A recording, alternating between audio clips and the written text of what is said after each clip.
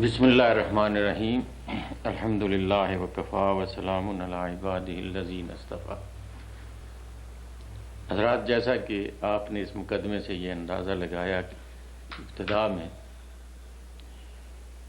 کہ جنگ احد کے وقت ایک معمولی جیسی غلطی جو اجتماعی طور پر مسلمانوں سے سرزد ہوئی، اس کا نتیجہ ان کے حق میں اس وقت جو کچھ نکلا وہ بھی آپ کے سامنے ہے، اور اس کے نتائج آخر کہاں تک مسلمانوں کو بھگتنے پڑے کہ کتنے ہی مراحل کے بعد جا کر جنگ احزاب کے بعد جا کر یہ پوزیشن جو ہے وہ تبدیل ہوئی۔ آپ حضرات یہ جانتے ہیں کہ یہ جو اجتماعی قسم کی غلطیاں ہیں، خواہ وہ اجتہادی ہی کیوں نہ ہوں، اس کے جو اثرات ہیں وہ ایسے ہیں کہ اس سے وہ قوم بچ نہیں سکتی۔ آپ اس بات کو اچھی طرح جانتے ہیں کہ حضور اکرم صلی اللہ علیہ وسلم نے جن 50 صحابیوں کو وہ ایک پہاڑی پر بٹھایا تو آپ نے یہ فرمایا تھا کہ ہماری اگر یہاں بوٹیاں بھی اڑ جائیں اور ہماری حالت بہت بگڑ بھی جائے تم اس جگہ سے نہ ہلنا۔ جب مسلمانوں کو پہلی حملے میں اللہ تعالیٰ نے فتح و نصرت عطا فرمائی اور مسلمان اکٹھے ہوئے، ان کو بھگانے میں کامیاب ہوئے اور اس کے ساتھ ساتھ وہ غنیمت کا مال اکٹھا کرنے لگے، تو جو اوپر بیٹھے ہوئے تھے ان میں دو رائے ہوں گی۔ ایک نے اس رائے سے یہ فائدہ اٹھایا کہ حضور اکرم صلی اللہ علیہ وسلم نے فرمایا کہ ہمیں شکست ہو جائے، ہماری حالت کیسی بھی ہو جائے، تم یہاں بیٹھے رہنا، تب تو شکست ہوئی نہیں ہے کوئی، اس لیے اگر ہم اتر آئیں تو کوئی فرق نہیں پڑتا۔ دوسروں نے یہ کہا کہ نہیں، ایسا نہیں ہے، جب تک رسول اللہ صلی اللہ علیہ وسلم کا دوسرا حکم نہ ہمیں ملے ہم اپنی اس حالت کو تبدیل نہیں کرتے۔ چنانچہ یہ گروپ جو تبدیل ہوا تو یہ 20 اور 30 کا فرق رہا، 30 اتر آئے، 20 رہے۔ اب آپ سورہ آل عمران کا مطالعہ کریں تو حیران ہوں گے کہ اس جنگ پر اتنی تفصیل کے ساتھ تبصرہ جو کیا گیا، اس سے پہلے بھی کچھ مراحل اس کے اندر آئے تھے۔ مثلا یہ تھا کہ جنگ بدر کے وقت کچھ نوجوان جو تھے وہ شریک نہیں ہو سکے تھے بدر میں،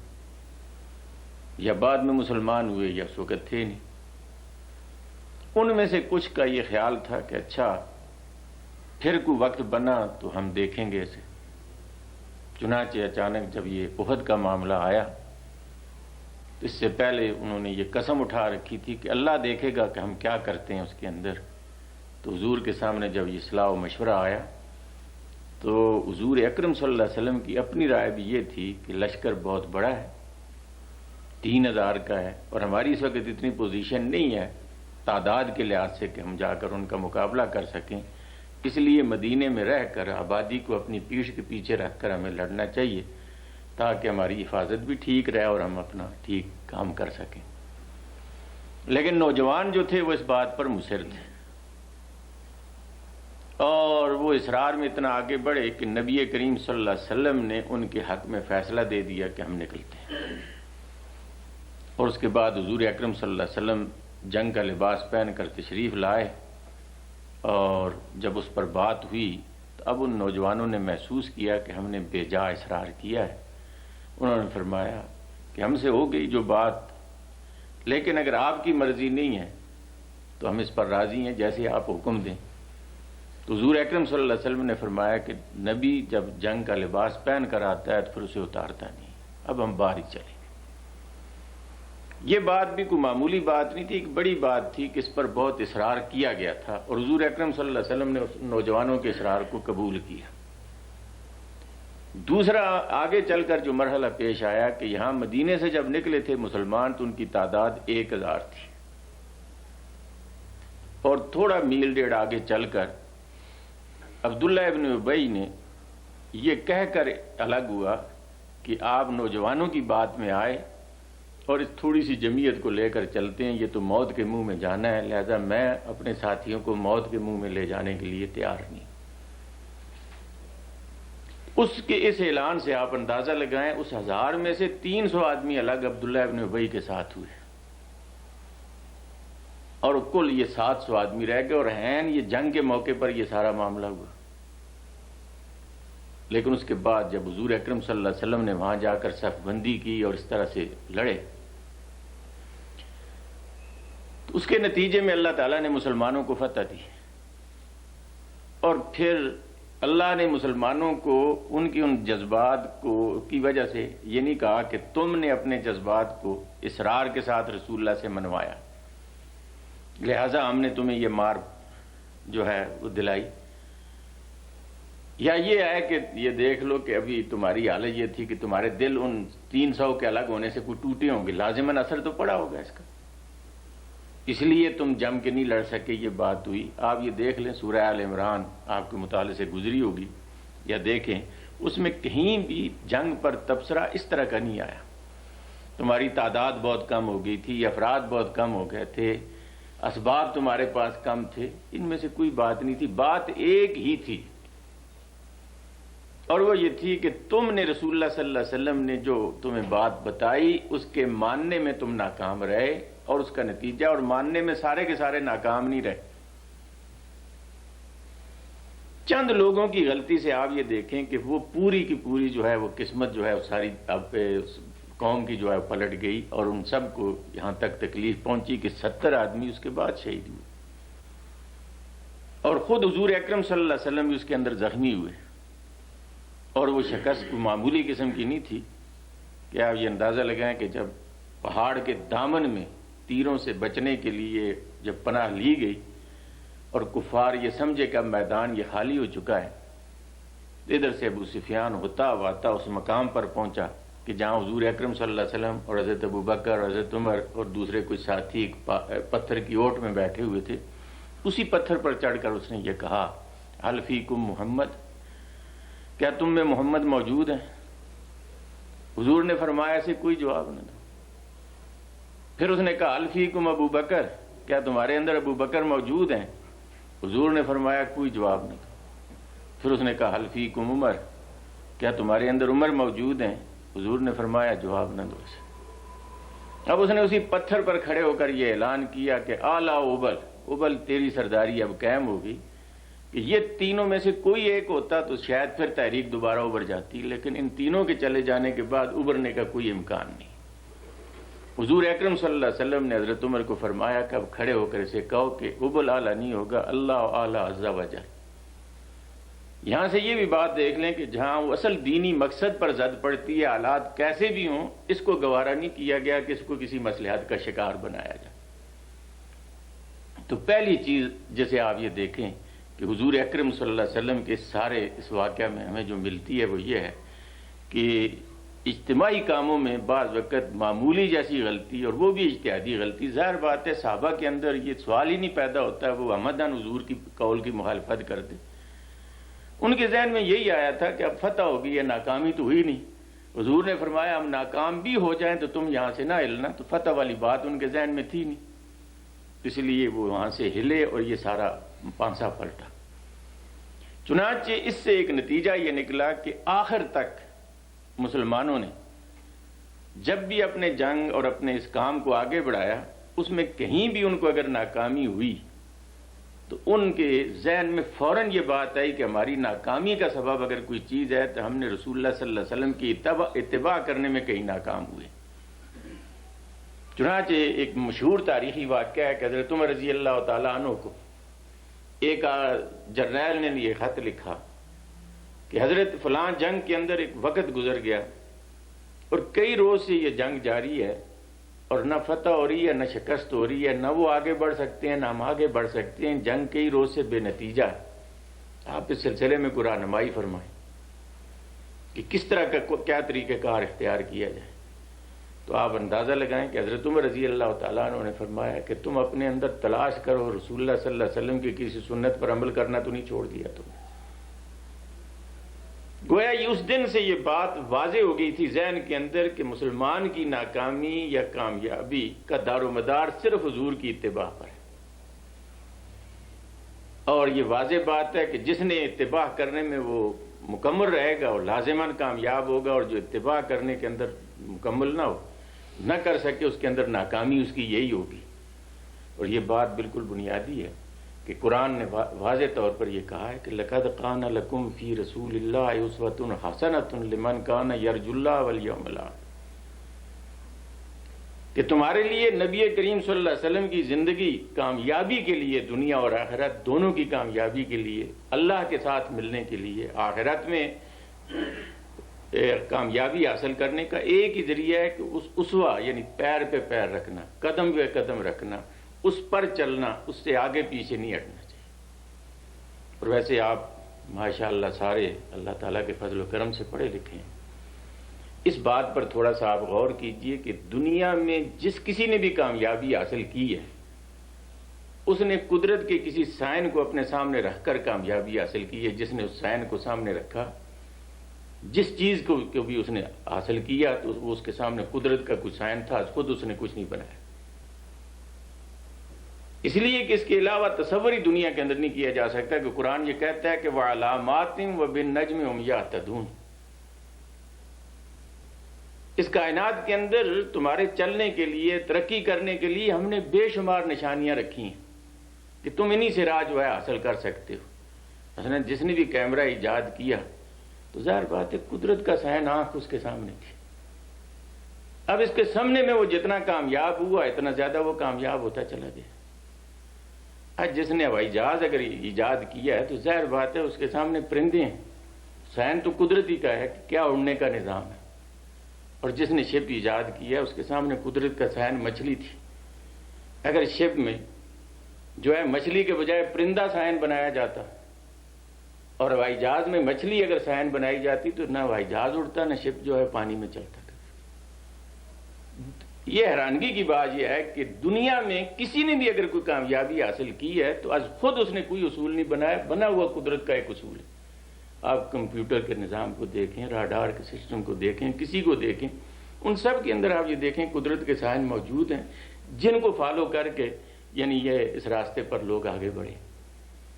جس طرح یہ بات واضح ہے کہ دنیا میں بھی کوئی ترقی قدرت کے سائن کی کو فالو کیے بغیر نہیں ہو سکتی، اسی طرح آخرت کی ترقی کے لیے بھی قدرت نے ایک سائن دیا ہے، محمد مصطفیٰ صلی اللہ علیہ وسلم۔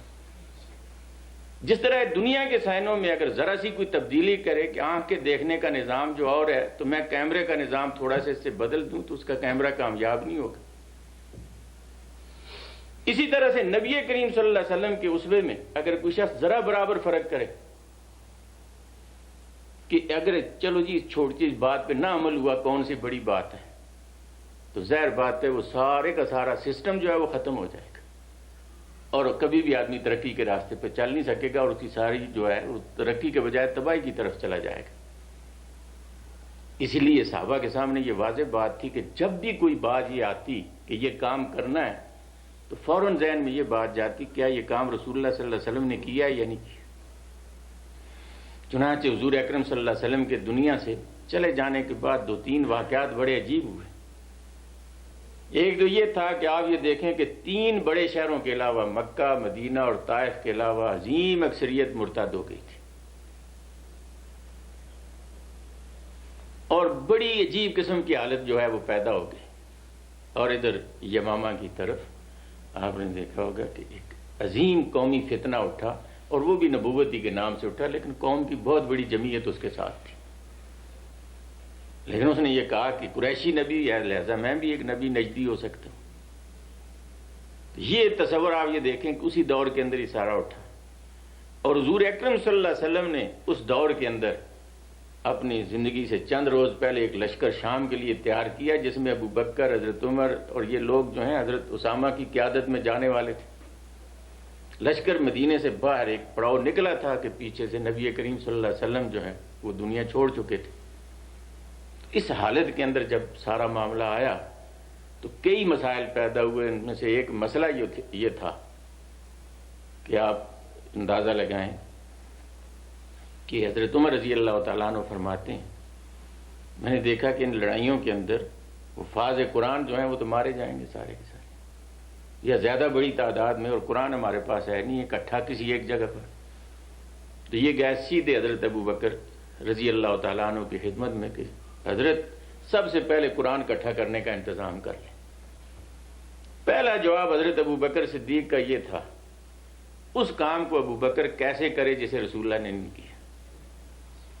فرمایا پھر ہم دونوں بحث کرتے رہے، اللہ نے جس طرح میرے دل میں بات ڈالی اللہ نے ابو بکر کے دل میں بھی بات ڈالی، اور ان کا بھی سینہ کھلا اور انہوں نے کہا کہ ہاں یہ کام کرنے کا۔ اب کرے کون اس کام کو؟ اب دونوں نے ایک اور صحابی کو چنا۔ اب دونوں جلیل القدر ہیں، لیکن اس صحابی کے پاس جب جاتے ہیں تو وہ پہلی بات سن کر یہ کہتا ہے کہ تم حیرانگی کی بات کرتے ہو، جس کام کو رسول اللہ نے نہ کیا نہ کرنے کا حکم دیا، آپ مجھ سے کراتے ہیں اس کام کو۔ یہ فرماتے ہیں ہم نے پھر ان سے بحث کی تاکہ اللہ نے ان کے سینے کو بھی کھول دیا، اور وہ صحابی یہ فرماتے ہیں اگر مجھے یہ کہا جاتا کہ تو نے ان دنوں میں احد پہاڑ کھودنا ہے تو مجھے اتنی مشقت نہ ہوتی کہ جتنا یہ جمع کرنا،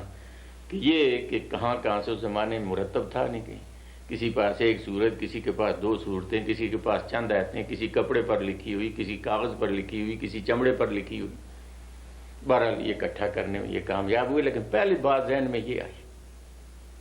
دوسری بات یہ تھی کہ حضرت عمر رضی اللہ تعالیٰ عنہ نے یہ مشورہ دیا تھا حضرت صدیق کو کہ آپ ایسا کریں کہ ہماری شام کے ساتھ کوئی لڑائی نہیں ہے، اندر فتنہ بہت ہو گیا، اس جانے والے لشکر جو ہے اس کو روک لیں۔ تو حضرت ابو بکر صدیق کا یہی ایک جواب تھا، فرمایا کہ جس لشکر کو رسول اللہ نے جانے کے لیے تیار کیا ابو بکر اسے روک نہیں سکتا، الا یہ کہ حضرت ابو بکر نے اپنے لیے اور حضرت عمر کے لیے اجازت مانگی حضرت اسامہ سے، اگر تو اجازت دے دے تو ہم دونوں یہاں ٹھہر جائیں، ورنہ تو نہ اجازت دے تو ہم نہیں رکیں گے، ساتھ جائیں گے۔ تو مملکت کی مصلحت کی خاطر حضرت اسامہ نے خوشی کے ساتھ اجازت دے دی۔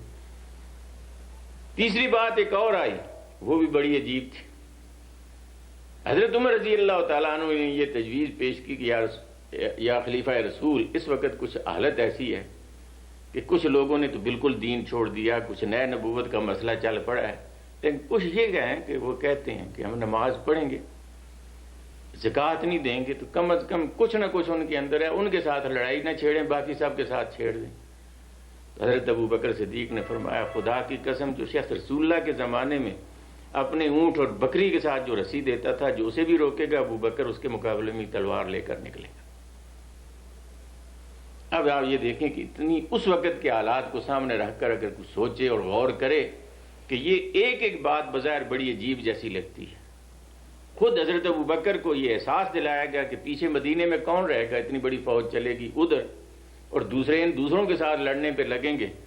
تو آپ نے یہ فرمایا کہ اگر ایسا ہو جائے کہ حضور اکرم صلی اللہ علیہ وسلم کی ازواج مطہرات کو اگر گد آ کے اچک کے لے جائیں اور ہم میں سے کوئی چھڑانے والا یہاں باقی نہ ہو تو یہ کام پھر بھی ہو کے رہے گا، ہم نہیں چھوڑیں گے اس کام کو۔ چنانچہ آپ یہ دیکھ لیں کہ 2 سال کچھ مہینوں کے عرصوں کے اندر پھر پورے علاقے کو فتح کیا، اس پر کنٹرول مکمل کیا، اس نئی نبوت کا فتنہ ختم کیا، اور اس کے ساتھ فتوحات بھی حاصل کی۔ یہ عزم تھا، اور ایک ہی بات یہ تھی کہ جس کام کو رسول اللہ نے جس طرح سے کیا اور اس کے نتیجے میں یہ نکلے۔ آج ہماری سمجھ میں یہ بات نہیں آتی کہ عام طور پر دنیا کے سارے کاموں میں تو جو سائن سامنے ہوتا ہے اسے رکھ کے فالو کرنے میں کامیابی سمجھی جاتی ہے، لیکن آخرت کی کامیابی اور دین کی کامیابی کے لیے اللہ نے جو سائن دیا ہے اس کی فالو کرنے کو کچھ زیادہ ضروری کیوں نہیں سمجھا جاتا، اور اس میں یہ سمجھا جاتا ہے کہ تھوڑا بہت چھوڑ بھی دیا جائے تو کون سی حرج ہے،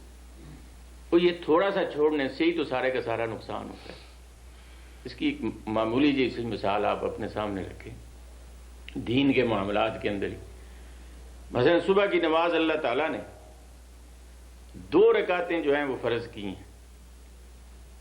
ایک شخص یہ کہتا ہے بھئی سردی میں اٹھا ہوں، گرم بستر چھوڑ کر آیا ہوں، یہ بڑا راستہ میں نے طے کیا، 2 رکعتیں کیا مسجد میں پہنچے ہوں، 4 نیت کے کھڑا ہو جائے۔ تو ظاہر بات ہے آپ کسی سے ہی پوچھیں وہ 2 بھی خطرے میں ہو جائیں گی، نہیں اس کا ایمان بھی خطرے میں پڑ جائے گا،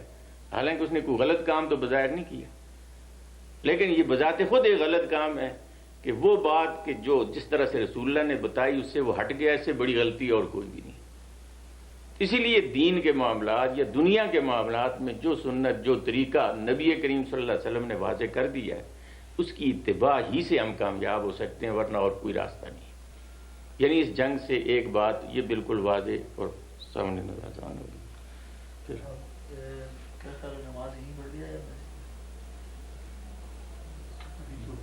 15 منٹ ہے. یہ ہے کہ اس کو مکمل کیا جائے اور یہی پڑھے مناسب ہے. باہر اتنے لوگ نکلیں گے تو اچھا. کیا خیال؟ وضو ہے تو یہاں ہی پڑھ لیں. نہیں وضو بس وضو ہے تو یہاں پڑھ لیں, پھر وضو شضو میں تکلیف نہ ہو. اس لحاظ سے سارے اس مقدمے کو اگر آپ پڑھیں تو ایک بات تو آپ کے ذہن میں یہ بالکل واضح ہو جائے گی کہ ہم یہ دیکھ لیں کہ اجتماعی کاموں میں بعض وقت معمولی جیسی غلطی ساری کامیابی کو ناکامی میں بدل سکتی ہے. اگر رسول اللہ صلی اللہ علیہ وسلم کے ایک قول کے سارے اتباع کرنے والے موجود ہیں, لیکن تھوڑوں نے اس اجتماعی کام میں اگر غلطی کی ہے تو اس کا نتیجہ سب کو بھگتنا پڑا. آج ہم اپنے حالات پر بذات خود غور کریں اور اس بات کو یہ دیکھیں کہ ہم یہ سمجھتے ہیں کہ تحریک اسلامی ایک مدت سے اس کام کو کرتی چلی آئی ہے اور لگی ہوئی ہے. اس کے اندر اس کے ناکامی کے اسباب ہم باہر سے ہی دیکھتے ہیں کہ ہم الیکشن میں کیوں آ رہے, یا فلاں کام میں کیوں ہوئے, یا ادھر کامیاب کیوں نہیں ہوئے, یا ادھر کامیاب کیوں نہیں ہوئے. میں یہ سمجھتا ہوں کہ وہ باتیں بھی ساری اپنی جگہ پر ہیں, لیکن ایک بڑی اہم بات یہ ہے کہ ہم میں سے ہر شخص اپنے گریبان میں ذرا منہ ڈال کے سوچے کہ اس کام کے لیے کرنے کے جو تقاضے تھے اور میری جو ذمہ داری تھی اسے پورا کرنے میں کتنا کامیاب ہوں. اگر ہم اپنے گریبان میں منہ ڈال کے سوچیں کہ ایسا کرنے میں ہم کامیاب ہو گئے ہیں تو پھر تو ہم اس پر تبصرہ کرنے کے لیے بھی تیار ہیں اور خدا سے گلہ کرنے کے لیے بھی تیار ہیں کہ ہم نے تو کوئی کمی نہیں چھوڑی تھی, تیری طرف سے کیوں کمی آئی. لیکن آپ یہ دیکھ لیں کہ ہماری طرف سے جو معاملہ ہے اس کے تقاضے پورے کرنے کے سلسلے میں بہت کو آگے جانا تو بڑی بات ہے, ہم نے اسے کچھ چھوا تک بھی نہیں ابھی تک. اس سلسلے میں جو کم سے کم قربانیاں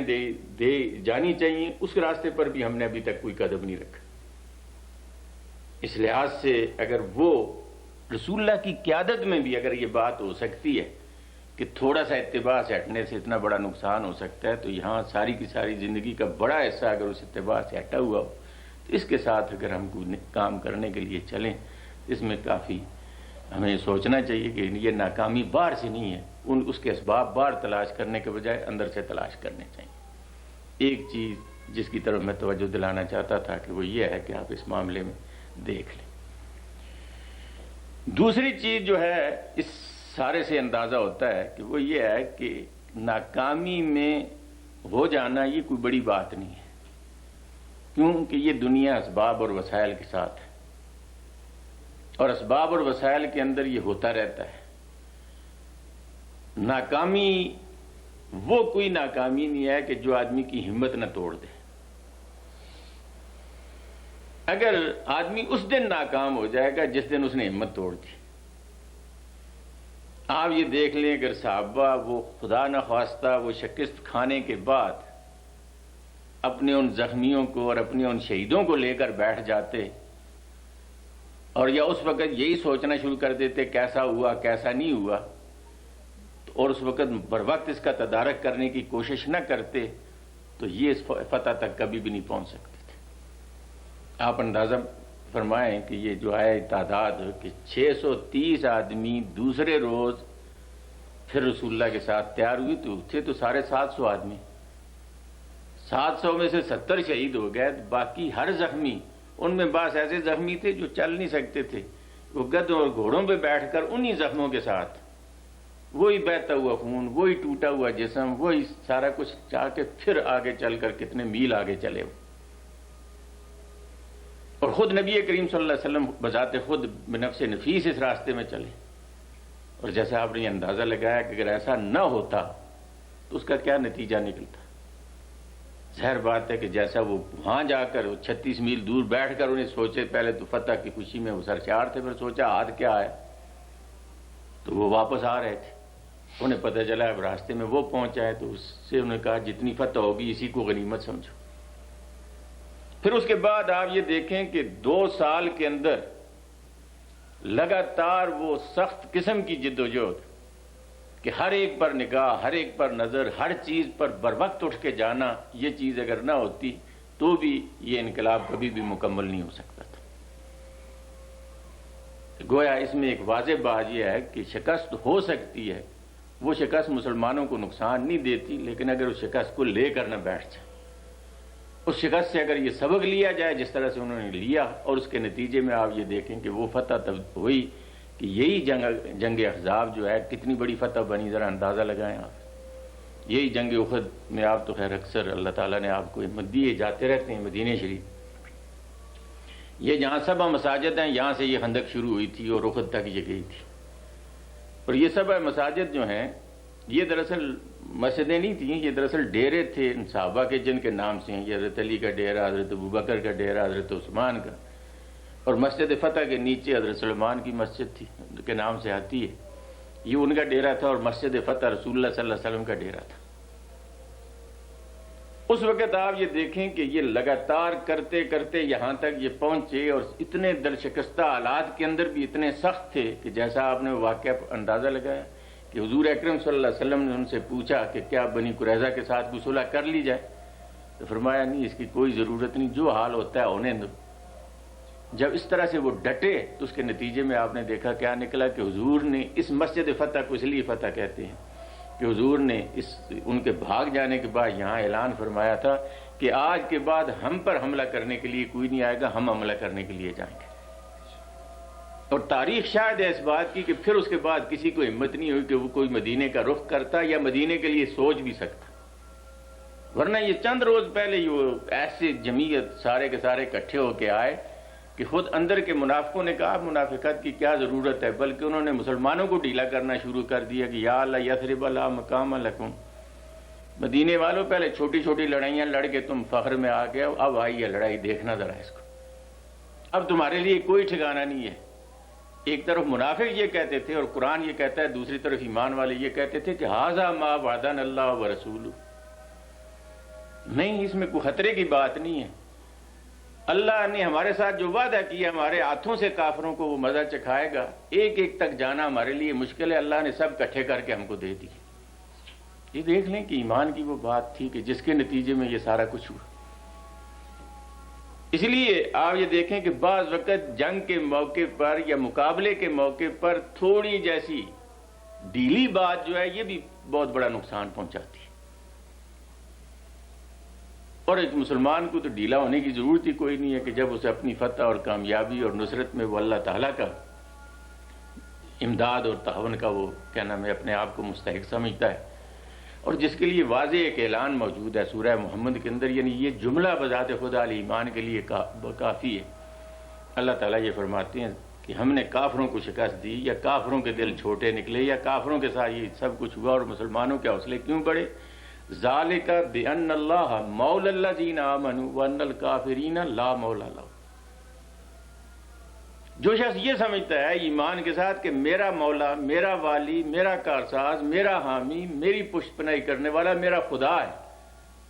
اور ان کافروں کے ساتھ اس کی کوئی تائید و نصرت حاصل نہیں ہے، اور پھر خدا کے بارے میں یہ ایمان بھی رکھتا ہو کہ ان القوت للہ جمیعا، کہ ساری طاقت اور قوت کا مالک جو ہے وہ اللہ تعالیٰ ہی ہے، تو ایسی موقع پر آ کے پتہ چلتا ہے کہ واقعتاً قوت کا مالک وہ اللہ ہے۔ قرآن نے اس سلسلے میں ایک اور مثال اسی جنگ احد پر تبصرہ کرتے ہوئے دی تھی، اور مسلمانوں کو ان کی کامیابی کا ایک واضح راستہ جو بتا دیا تھا وہ یہ ہے، اور وہ واضح طور پر یہ کہا کہ تم سے پہلے بھی بہت سے انبیاء گزرے، ان کے ساتھ اللہ والے جو ہیں مل کے اللہ کے راستے میں لڑتے رہے، ان کو چوٹیں بھی لگیں، زخم بھی آئے، تکلیفیں بھی ہوئیں، لیکن فما وہانوا وما استکانوا وما ضعفوا کے لفظ ان کے لیے آتے ہیں۔ ان ظاہری باتوں نے نہ تو ان کو تھکایا، نہ ان کو دل شکستہ کیا، اور نہ انہوں نے کسی کمزوری کا مظاہرہ کیا، یعنی ساری ان چیزوں کے باوجود کہ یہ حالات کیسے ہی مایوس کن تھے، لیکن ان کے اندر اس طرح کی کوئی بات نہیں آئی۔ تو یا آپ یہ دیکھ لیں کہ اس سورہ آل عمران کے اس تبصرے کو سامنے رکھ کر اور پیچھے مسلمانوں کی ساری قوت کو اپنے اور ان کے سارے رد عمل کو سامنے رکھ کر آپ اس بات پر غور کریں کہ واقعتاً زخموں کے ساتھ بھی اٹھ کے کھڑے ہو گئے، ہر حال میں ہر خطرے میں بھی اٹھ کے کھڑے ہو گئے، اور کسی معاملے میں بھی وہ جھکنے کے لیے تیار نہیں ہوئے۔ جب اللہ کے لیے وہ سب کچھ کرنے کے لیے تیار ہوئے تو کون سی بڑی بات ہے، 2-3 سال میں حالات ایسے بدلے کہ مدینہ ایک ایسا قلعہ بنا کہ جس کی طرف نگاہ اٹھا کر دیکھنا کافروں کے لیے مشکل ہو گیا، یہاں کوئی صورت نہیں ہے ہمارے بچنے کی۔ تو یہ ایک مسلسل عمل سے ایک بات بنتی ہے۔ اللہ مجھے اور آپ کو توفیق دے۔ آپ کو